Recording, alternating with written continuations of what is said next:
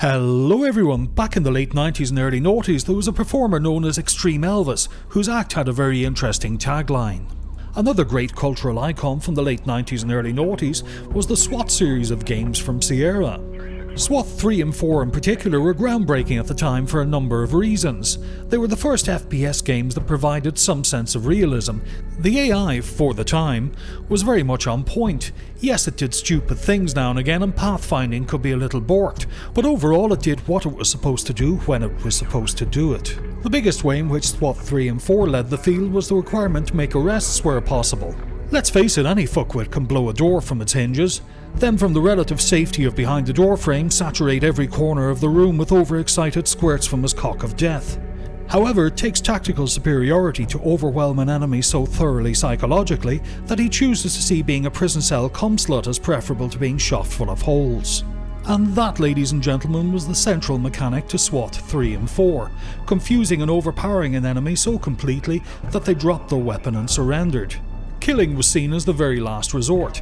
The missions were varied, interspersed with various drug dealers, barricaded domestic abusers, assorted lunatics, militia types and terrorists were civilians who had to be made compliant and restrained.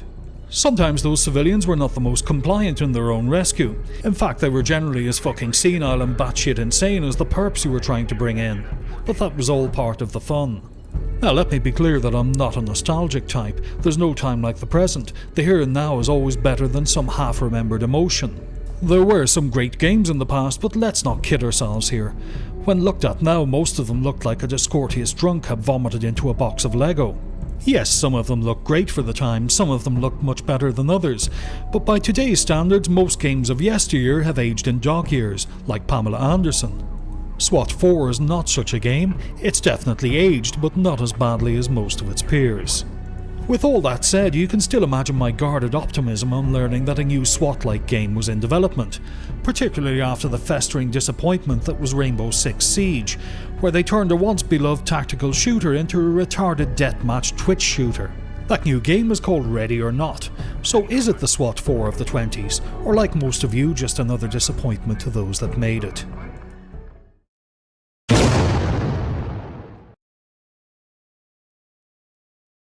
When the title screen appears, one once again finds oneself gazing into the uncanny valley. The characters seem to have this unnatural twitch. They're constantly fucking shifting about like a tart in polite company, using the friction of her underwear to scratch her herpes scabs. First of all, there's the player-facing officer, who bears an uncanny resemblance to the great J.K. Simmons. He's almost flirting with the player, lips slightly parted as if he's saying, "Yoo-hoo, big boy, want to stroke my barrel?" Then there's the officer in the background chatting with the officer with the pimp moustache, a moustache that screams corruption with every follicle. In the settings pages you'll find the usual fare. I of course as always turn off shite such as motion blur and was very happy to find that everything was pre-ramped to epic. Apart from that, the settings are functional enough, and if you suffer from nagging doubts and a crippling fear of success, you can even limit your FPS. When you enter the game, you find yourself inside Police HQ. There's a kill house, range and armory in the basement, but I got the impression that HQ is just window dressing, and if I'm to be perfectly blunt, it's pointless window dressing at this time. There are no mission briefings, no mission floor plans, and not even anything that indicates the time of day. Pretty soon I had the impression that everyone would be stumbling around uncharted buildings in the dark, like some prick had the genius idea of taking a bunch of fucking blind people paintballing. I don't mean to seem ungrateful, the building is nice and all that, but do you know what's nicer? A fucking briefing, a fucking floor plan, and a fucking clock. And this is what kills me: in the absence of those things, they still managed to create 2 desks in the armory section. One desk gives you your kit, the other desk gives you your sight. It's like the sight guy is sucking the Union rep's dick to avoid being amalgamated into the rest of the armory section. And yes, I appreciate the range and kill house, it gives you a chance to practice and test equipment. But having a large, almost empty office, with doors only seen in a Chinese tea house, the lost temple of Miranda, and having to stand on a section of floor to join a mission instead of, I don't know, walking into a briefing room and going to a vehicle pool, makes all the office space superfluous to the experience. Like apologising to a hooker because your little soldier didn't stand too. Speaking of hookers, I even found a little bit of humour here, but it's a bit like ejaculating on a clown's face, amusing at first but it becomes old quickly. The type of humour found in police stations is usually much funnier, taking the form of anonymous scrawlings on whiteboards mercilessly taking the piss out of colleagues and superiors. While I'm here, what's with the CRT monitors? And this dude proudly puffing away like it's 1985, rather than skulking somewhere in the motor pool or a bathroom. The city is called Los Sueños, basically a fictional substitute for Los Angeles, aren't they fucking always? And from the map you choose your mission. Now ladies and gentlemen, it's important to note that I'm playing single player with AI assistance. I no longer possess the patience to deal with random fuckwits on the internet, particularly the types of random fuckwits who gravitate towards shooters. Let's just say my cocksucker-o-meter fills up rather quickly, and in no time I find myself vocally questioning their parents' decision to inflict their mistake on the rest of the planet, instead of solving it with a bottle of gin and a coat hanger like responsible adults. So I only play multiplayer games with friends. I don't mind playing MMOs with strangers, but that's more playing in front of strangers, like the weirdo in every village, town and city who can't come unless 3 old ladies, the local vicar and a couple of firemen are watching. There are some things about this game that are quite impressive. The textures by and large look great, particularly the weapons textures. The weapon animations and fire effects are nice. Reloading, switching firing modes and recoil are well animated. You can perfect a pretty realistic Mozambique drill. There are some nice differences between some of the available equipment that force you to carefully consider your loadout. One major choice I question though is the choice between pistol or taser. Most real-world teams I've seen carry both in addition to CS gel or pepper spray. It seems quite arbitrary, and I would argue that pistol and less lethal are essentials. There are 2 speeds in this game, walk and geriatric. Now that's a good thing, a very good thing. In a tactical engagement, the last thing you need are fuckers zipping around like they've just had a lucky dip in the evidence room. Remember, slow is smooth, smooth is fast. What I also love about this game is the requirement to be calm and patient. You're forced to think. This is a game where you have to rely on the skills and equipment of your teammates. Sometimes it's wise to take point, at other times you're better off taking third in the stack or trailing. Additionally, there are times it's better to split your elements and make entry from 2 directions. Other times it's better to enter from a single point and overwhelm. Knowing when to do which can be as much luck as science. There's a real atmosphere of tension and foreboding when beginning a raid that ebbs and flows until the very last call to talk. You're often stuck with your early decisions, your first entry point being the most important. You have to control the situation, initiate the action.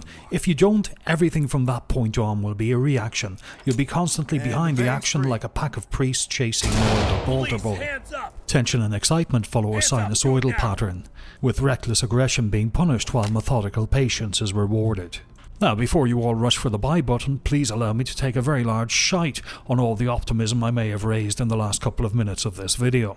Graphically, the game is fairly decent, but in some places the lighting is just off. Yes, the effects from Flashbang, Stinger, C2 and Muzzle Flash are gorgeous. However, going through the various missions I noticed a lot of unnatural reflections, on objects that shouldn't reflect, from light sources that didn't exist. Characters have a tendency to shine like they've just come back from a refreshing bath in the tank at their local sperm bank. I've only ever seen people shine like this in the last 20 seconds of an adult entertainment matinee. It looks positively fucking scary. Perhaps it's the use of Unreal Engine, which tends to give some objects the unreal look of something that's been trapped by a massive spunk slick. Currently YouTube is awash with videos whose titles heap lavish praise upon this game. The new Swat 4, this could be the spiritual successor to Swat 4, this is Swat 5, and all sorts of other shite spewed by unimaginative gobshites who would happily chop off their wanking hand in exchange for the imminent release of Swat 5. The mention of the term spiritual successor really boiled my shite. A spiritual successor is something that is heavily influenced by something else but ultimately takes a different path. A spiritual successor takes the original, innovates and expands the core ideas or mechanics in some way. Assassin's Creed is the spiritual successor of Prince of Persia. Portal is the spiritual successor of Half-Life. In each case they are totally different games, but the influences are visibly present. The only explanation for someone referring to Ready or Not as a spiritual successor is that they have awoken to find their mouth sewn shut and have had to resort to vocalizing through their sphincter. Ready or Not is more of a tribute act than spiritual successor, and that's not necessarily a bad thing. Let's face it, some tribute acts are not to be sniffed at. An R. Kelly tribute act who doesn't confuse the local orphanage with a government-run knocking shop, and an Ozzy Osbourne tribute act who actually shows up for a fucking gig are vast improvements over the originals in my book. However, the question remains, is it a good tribute act? To return to my opening statement, what kind of Elvis is it? Well, that remains to be seen, and it would be remiss of me not to mention that this game is in early access. I was very much encouraged last year when the game devs said it would be released when ready, but very much less encouraged when it suddenly released just before Christmas, the busiest season next to Halloween, when game devs are most prone to succumb to their avarice and squeeze any half-polished turd from their chocolate starfish. Need I mention last year's prime example of watery arse gravy, splattered out at high velocity to a scat-hungry seasonal gaming public, Cyberpunk 2077. To answer my question, first let's take a look at the physics. With one exception, the bullet physics seem pretty good. This is CQB, rounds at these distances fly straight and true. The major exception is there are no fucking ricochets. This is kind of unforgivable at this point in time. While we're here, please ignore gobshites telling you to stick to the walls. Your vision is obscured, and offenders have a nasty habit of sticking weapons out of doors and windows and firing desperately, leading to rounds sticking closely to the course of walls. While bullet physics are not the worst, there are several other problems. Body physics are a little off to say the least. Please refer to Exhibit A. Take a look at the two suspects having just experienced a negative customer service outcome with their local public servants. One guy is arched backwards, frozen with his pelvis thrusted into the air, while the other guy seems to have crumpled over from his knees. If I was the crime scene tech, I would wonder whether someone had given Swat the wrong address, and they'd actually raided the local glory hole instead of the base of a dangerous meth gang. I mean, it looks obvious they were either side of the door when it all kicked off. The explosion physics are lovely, but the ragdoll physics are decidedly fucking frightening. On one playthrough, oh, and how I wish I had been recording this, I shot a suspect coming out of a doorway to greet me with a nice shower of lead. He fell backwards against the doorframe, but apparently he had some overpowering religious belief that he couldn't walk into the light until his head was resting flat on the ground.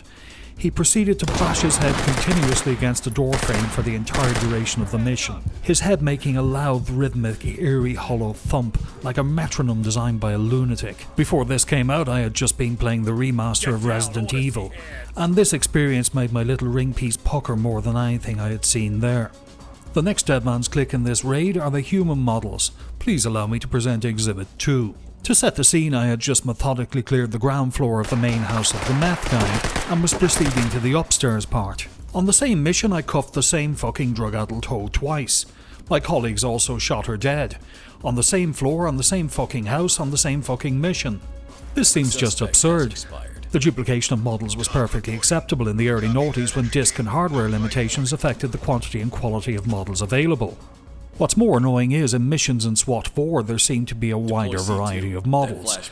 Yes, in this game the models look a little better, but on missions I keep getting an unnerving sense of déjà vu. In 2021 this is just pure bone-idle fucking laziness in the programming department.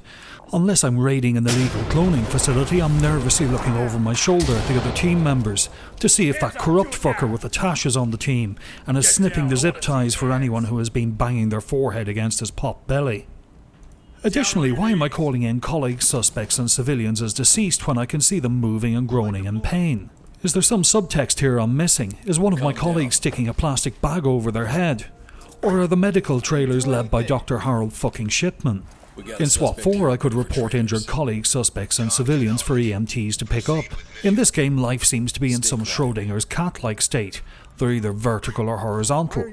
If they're not in front of you doing the fucking hornpipe, they're horizontal, and if they're horizontal, they're fucking dead. Furthermore, many of the civilians and some of the suspects have this weird posture and gait that makes them appear as if they've stumbled off the earlier side of one of those human evolutionary diagrams. Even when sometimes surreptitiously observed, they sometimes stand waving their arms about like frightened, constipated chimps during a shite-throwing contest. Then there's the voice lines. I expect perps to tell me to fuck off, call me a fucking pig or any other abusive term that comes to mind. However, expect the sentence, "This is just like a movie, nice gun," is something a SWAT officer would only hear once in 1,000 lifetimes when cuffing a frightened hostage or civilian caught up in a raid. Yet in one particular playthrough that was the phrase I heard most often, delivered in quite a cheesy and clumsy manner that made me think I was taking part in some meta experience that was actually charting the adventures of an adult entertainment lead, and at any moment I'd look around and see the other team members pulling their plums, forming a queue behind me as the perps started ripping off their clothes. I'm happy to expect some strange responses and encounters, but when looking up the barrel of a gun, most people become compliant to an extreme degree. That's if they don't just shut down altogether. To sum up, the voice acting is fucking terrible. Talk sounds like the guy from SWAT 3 and 4. I can't be sure, but many of the civilians and suspects seem to say the same fucking things. It's like the voice files were written down and re-recorded. At least I hope they were re-recorded. When describing SWAT 4, I alluded to the AI being pretty good. For the time. Well, dear viewer, my whole life I was under the misapprehension that SWAT stood for Special Weapons and Tactics, not the special educational needs of the officers. For example, I ordered a stack at a door with a flash to follow. The guy throwing the flash was standing in the next room. I figured he'd move out a little, curve his arm around the door and do something to get the flashbang into the room. Did he fuck? He just lobbed it into the hallway where his colleagues were standing. This type of shit was happening all the time. I ordered a stack at a door followed by a breach bang and clear. Red team fannied about like a passive-aggressive spouse give me the cold shoulder. Was there enough room to set up? Were they out of the required equipment? No fucker knows, as readbacks are something the AI does if it feels like it. It's impossible to tell whether Red Leader can't comply, or he went through his wife's phone again and found that picture of you taking a shit on her chest. Then I realised one guy was missing. Is he covering an unrestrained civilian? Is he engaging a suspect? Oh no, has he been incapacitated? Not a fucking chance. Do you know how many tactical officers are killed every year by fucking remorseless bathroom doors? Neither do I. But if this game is to be believed, it's a lot, and we need to do something about this peril facing our brave public servants. The main character, you, reports back to talk, but not to his teammates. Now I realise this should be mostly done with hand signals, but there's absolutely nothing. So if I push a camera under the door and on the other side I see a rapey looking motherfucker with a Mac-10, do I say anything to my colleagues as I step back from the door? Do I provide a hand signal? Do I fuck? Apparently they live for the surprise, and if there's one thing they hate more than a Mac-10 wielding lunatic, it's a fucking spoiler. If you leave your teammates to breach a room and if a hostage runs out, they won't bother their holes restraining the hostage without your say-so. Unless you're riding them like a fucking donkey, they will do absolutely bugger all on initiative. So it's not uncommon at the end of a mission to find yourself searching every closet for the hostage that fucked off into the night past your colleagues, while they hummed a misty-eyed rendition of Born Free. The AI seems to be 2 decades beyond its sell-by date. At this stage I would expect them to cuff and report compliant civilians and suspects without direct orders. And if a civilian runs, a quick slap or shoulder should be all that's required to rein them in. Another bucket of sand under my foreskin is the way the player character handles weapons. Does he pull his weapon close and change his stance when moving through a door to maintain a sight picture? Does he fuck? Because as far as your character is concerned, every weapon is an RPG. Speaking of foreskins, tool use is abysmal. You pick a lock by waving your multi-tool at the lock like a fucking mime artiste. When using your snips to disable tripwires, you wave it at groin level and make a snipping motion, as if you were threatening someone with a home circumcision. This was something that was perfectly acceptable in SWAT 4, but that was almost 2 decades ago. We really need proper player animations for picking locks, disabling traps, setting up wedges and using the camera. It's an absolute shame to present something like this in 2021. I can't reiterate this enough. Whomever had the idea of just copying these actions over from SWAT 4 is either a lazy cunt or a fucking imbecile who thinks that's the way the world works. He probably thinks that children are the result of men waving their cocks from a distance at fertile women. No, you certifiable gobshite, only arrests occur from that particular practice. I can only recommend that you please go and get a vasectomy as soon as possible. Don't worry, it doesn't hurt. I'm told the surgeon just waves his scalpel at your balls from across the room. For an example of the issues, just listen to this exchange.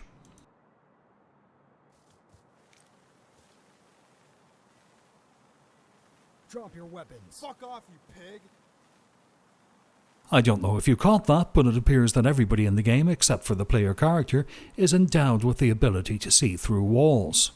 I haven't played any of the missions with IEDs, but I just hope, as happens in real life, that bombs are generally left to bomb squad.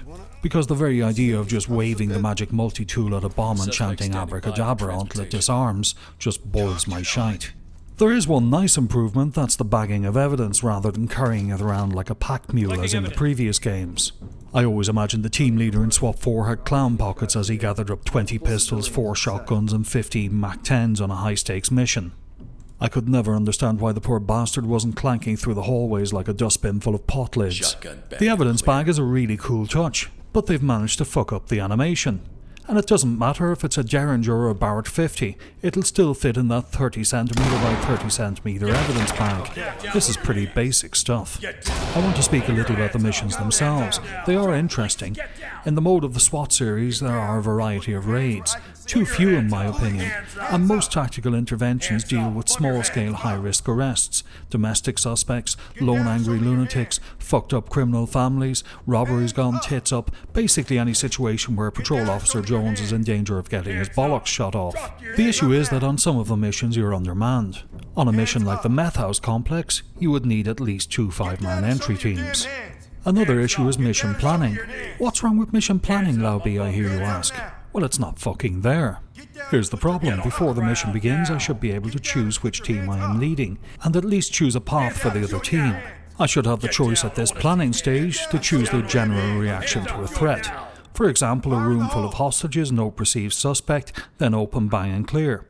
A pumped up, heavily armed suspect on the other side of the door, then see to the door in on top of the cunt.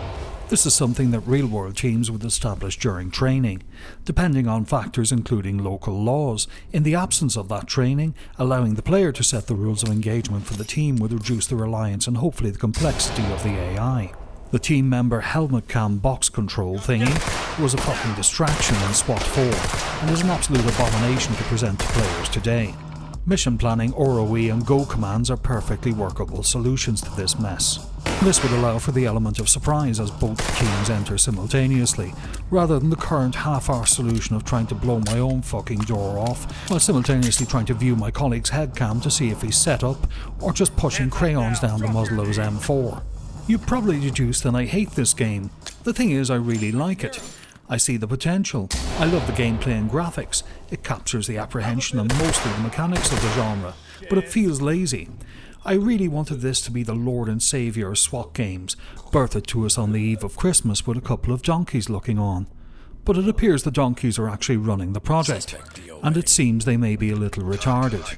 While not a complete mess, it's no messiah.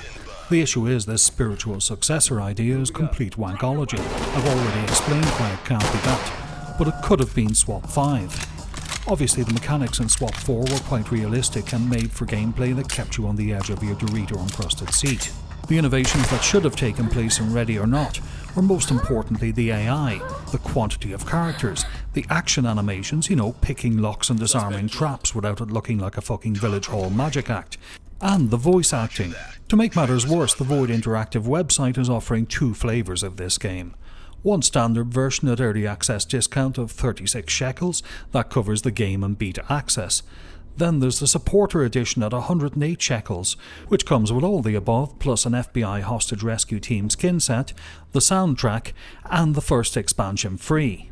They have yet to get this one out the door in a reasonable state, and they're already shitting on about an expansion. For fuck's sake. Oh, I nearly forgot. You also get your name in the credits. This will no doubt be useful in assisting the good people running tech support and 419 scams to draw up a short list of fucking imbeciles to target for their next venture. At the moment this is at most a 20 shekel game. You can buy a poorer looking, but equally functional version of this game for less than 5 shekels on GOG. There's also some controversy I want to briefly address. Some unqualified fucktards who identify as journalists have kicked up a storm about a promised level where the team have to deal with an active school shooter. I'm not going to mention their website, as I have no intention of sending more traffic their way. Needless to say, unless they're harping on about some unimaginative tat for the Nintendo Switch, they're largely an anti-gaming website, who regularly engage in regurgitated moral panics first published by Jack Thompson. Yes, this is a sensitive subject, but only because, and yes, I'm sorry America, it's an annual American problem that usually moves around the first half of the year like Easter. I'm not here to argue about gun control.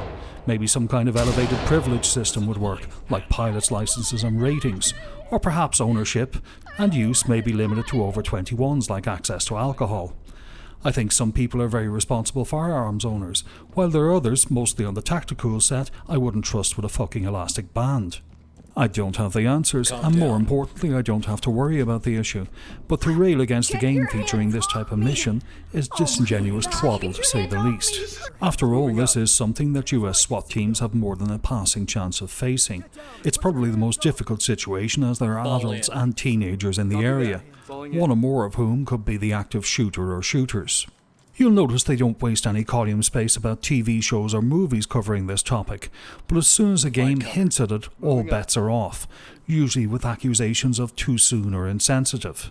It's about time gaming was treated the same as any other medium, and the anger was directed where it belongs, at the perpetrators, and the fucking retarded parents who either don't secure their firearms, or worse, think that little Johnny No-Mates needs to make friends with Mr. fucking Glock. I think there's one angle they're really missing. I can't believe there are no false reports or false intelligence. It'd be a challenging feature. Imagine raiding a house only to find some spoiled little arsehole of a Twitch streamer playing Modern Welfare. The only tactical question being how many stingers can be tossed into the room at the same time. To sum up, this is not a spiritual successor. Neither is it a remake nor a remaster. It's a tribute act, and at the moment, not a very good one. I hate to beat the current year drum like a disgruntled communications graduate. However, there are many things which need either to change or improve to turn this game into a good tribute act, or even better, the original SWAT 5. I hope this happens, but when I see a company with a 126 Shackle supporters page, I quickly lose hope. Who the fuck is falling for this type of shite? If you hate your hard-earned cash that much, give it to charity, or give it to me. I know several ladies whose businesses have been negatively affected by the pandemic and would be only too grateful to get their teeth into something big. I began this video with a reference to the much venerated Extreme Elvis. As part of every performance, he would piss on the audience, drop trow and take a steaming dump on the stage, sometimes flinging it at the audience like an angry chimp, and at times he would even get into punch-ups with the audience and staff. His unique and memorable tagline was, "Every generation gets the Elvis it deserves." It appears that every generation also gets the SWAT game it deserves.